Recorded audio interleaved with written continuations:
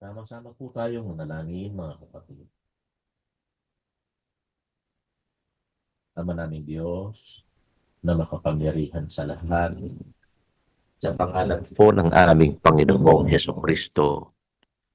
Salamat po Ama sa liwanag ng katotohanang lagi mong inihahanda na pagkain ng aming mga kaluluwa. Nagbibigay ginhawa sa aming mga budhi.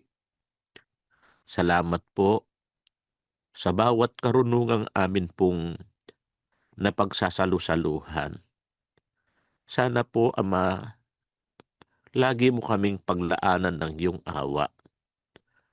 Patawarin mo po kaming mga magkakapatid. Inaamin naming lahat sa iyo. Nagkukulang po kami at nakagagawa ng mga kasalanan. Sana po, huwag kang magagalit sa amin. Patawarin mo po kami. Nagpatawad na rin po kami sa mga nagkulang sa amin. Sana'y lagi mo kami, Amang, linisin ang aming mga karumihan. Tanggapin mo nawa ang handog ng aming mga puso.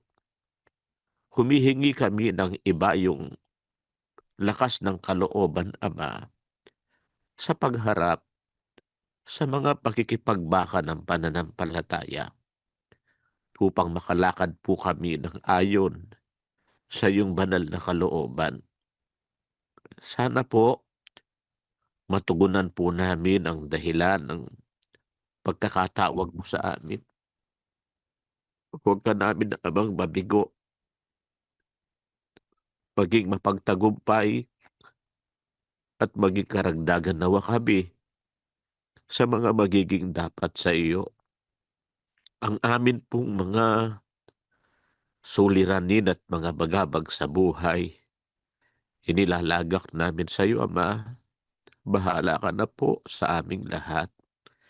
Ikaw po ang nakakaalam ng aming mga pinagdadaanan sa buhay. Sa kamay mo aming inilalagak ang amin pong mga paglakad. Pakialaala mo po ang aming mga sambahayan. Magpagaling ka po sa iyong mga anak na may mga karamdaman. Sumaklolo ka sa mga nagigipit.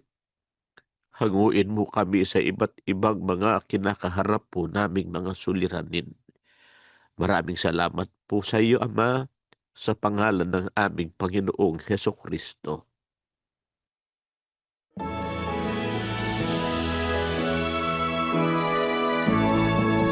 Sa Diyos Amang dakilan at sa Anak ay ang karangalan at sa Espiritong Banal, luwalhati kailanman.